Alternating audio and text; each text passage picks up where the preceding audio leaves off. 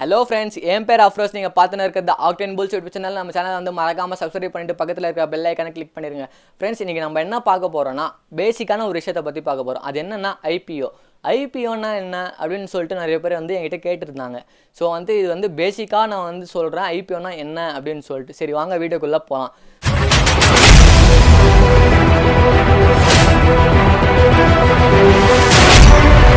Friends, ஐபிஓனா என்ன தெரியுமா?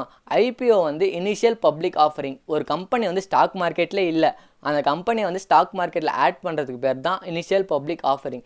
ஏன் அந்த கம்பெனியை வந்து ஷேர் மார்க்கெட்டில் ஆட் பண்ணோம் அப்படின்னு சொல்லிட்டு நீங்கள் என்கிட்ட கேட்டால் வந்து அந்த கம்பெனியை வந்து டெவலப் பண்ணுறதுக்கு கரெக்டான ஃபண்டே இருக்காது. ஃபஸ்ட்டு காரணம் இதுதான்.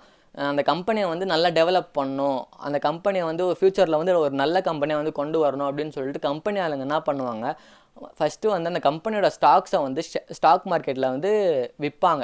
யாருக்கு விற்பாங்க? பப்ளிக், நம்மளுக்கு வந்து விற்பாங்க. ஸோ அந்த காசை வச்சுக்கின்னு அந்த கம்பெனியை வந்து மேற்கொண்டு என்ன டெவலப் பண்ண முடியும் அப்படின்னு சொல்லிட்டு அவங்க வந்து டெவலப் பண்ண ஆரம்பிப்பாங்க. இதுதான் வந்து ஐபிஓ அப்படின்னு சொல்லிட்டு வந்து அதிகமாக வர்றது. ஸோ இது வந்து ஒரு ஷார்ட் வீடியோவாக தான் நான் எடுக்கிறேன். ஸோ ஐபிஓனா என்னன்னு ஒரு கிளியர் ஐடியா உங்களுக்கு வந்து வந்திருக்குன்னு நினைக்கிறேன். உங்களுக்கு கிளியர் ஐடியா வரலன்னா இன்னொரு எக்ஸாம்பிளோட நான் உங்களுக்கு வந்து சொல்கிறேன். ஒரு கம்பெனி ஏ அப்படின்னு சொல்லிட்டு எடுத்துக்கோங்க. அந்த கம்பெனி வந்து ஸ்டாக் மார்க்கெட்லேயே இல்லை, ஓகேங்களா? அந்த கம்பெனி வந்து ஸ்டாக் மார்க்கெட்டில் இல்லை. இப்போ வந்து அந்த கம்பெனி வந்து ஐபிஓ வந்து லான்ச் பண்ண போகுது. ஐபிஓனா என்ன? Initial public offering. அது ஏன் லான்ச் பண்ணுறாங்க?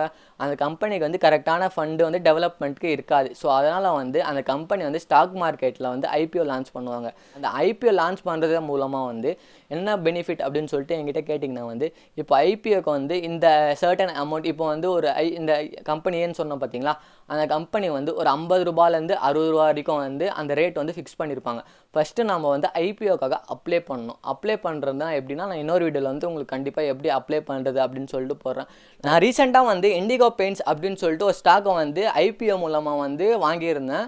அதோட ரேட் வந்து கிட்டத்தட்ட வந்து ஒரு 1500 ரூபா கிட்ட வந்து எனக்கு வந்து கிடைச்சது. அது எப்படி வேணால் ஐபிஓ மூலியமாக வந்து 1500 ருபீஸ் கொஞ்சம் கிடைச்சது. ஆனால் வந்து ஃபஸ்ட் டே அது வந்து ட்ரேடுக்கு வந்த உடனே அது எப்படியும் எனக்கு வந்து ஒரு 600 ருபீஸ் வரைக்கும் ரிட்டர்ன் தந்துச்சு.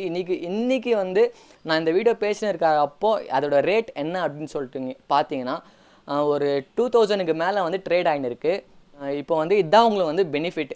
ஒரு ஸ்டாக்கை வந்து நீங்கள் 50 ரூபாய்க்கு வாங்கினீங்கன்னா அது ஃபஸ்ட் டே ட்ரேட்லேயே வந்து எப்படியும் ஒரு 20 ரூபா இல்லைனா 30 ரூபா அதிகமாக தான் ட்ரேட் ஆகும். ஃபஸ்ட்டு உங்களுக்கு வந்து சரிப்பா நான் ஒரு 50 ரூபா போட்டேன், எனக்கு வந்து ஒரு 60 ரூபா 70 ரூபா வந்தாலே போதும் ஒரு ஸ்டாக் அப்படின்னு சொல்லிட்டு நீங்கள் விற்றிங்கன்னா கூட பரவாயில்ல, உங்களுக்கு ப்ராஃபிட் தான்.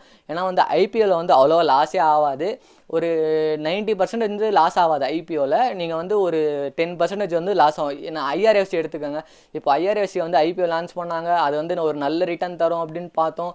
ஆனால் வந்து அது ஃபுல்லாக லாஸில் தான் போச்சு. ஸோ வந்து ஐபிஓ வந்து பார்த்து நல்லா அனலைஸ் பண்ணி தான் வாங்கணும். ஏன்னா வந்து அந்த கம்பெனியை வந்து ஏன் வந்து ஐபிஓ லான்ச் பண்ணுறாங்க, ஸோ வந்து அந்த கம்பெனியில் வந்து இந்தந்த விஷயம் இருக்கா, இந்த கம்பெனிக்கு டெப்த் இருக்கா, இந்த கம்பெனியோட பேலன்ஸ் ஷீட் பார்க்கணும், இந்த கம்பெனியோட ப்ராஃபிட் அண்ட் லாஸ் பார்க்கணும், இந்த கம்பெனியோட ரெவன்யூவை பார்க்கணும். ஸோ இந்த மாதிரி நிறைய விஷயங்களை பார்த்து அதுக்கப்புறம் தான் ஒரு ஐபிஓவை வந்து நம்ம அப்ளை பண்ணலாமா வேணாமா அப்படின்னு தான் சூஸ் பண்ணணும், ஓகேங்களா? இந்த வீடியோ வந்து நான் ஃபுல் அண்ட் ஃபுல்லி வந்து பேசிக்காக ஒரு ஐபிஓனா என்னன்னு அப்படின்னு தெரியாதவங்களுக்கு வந்து இந்த வீடியோ வந்து நான் போஸ்ட் பண்ணுறேன். இந்த வீடியோ வந்து உங்களுக்கு ரொம்ப யூஸ்ஃபுல்லாக இருக்கும் அப்படின்னு சொல்லிட்டு நான் நினைக்கிறேன். சரி ஃப்ரெண்ட்ஸ், மறக்காமல் நம்ம சேனலை வந்து லைக் பண்ணுங்கள், ஷேர் பண்ணுங்கள், சப்ஸ்கிரைப் பண்ணுங்கள். வரப்போகிற வீடியோஸை பார்த்து என்ஜாய் பண்ணுங்கள். Thank you friends.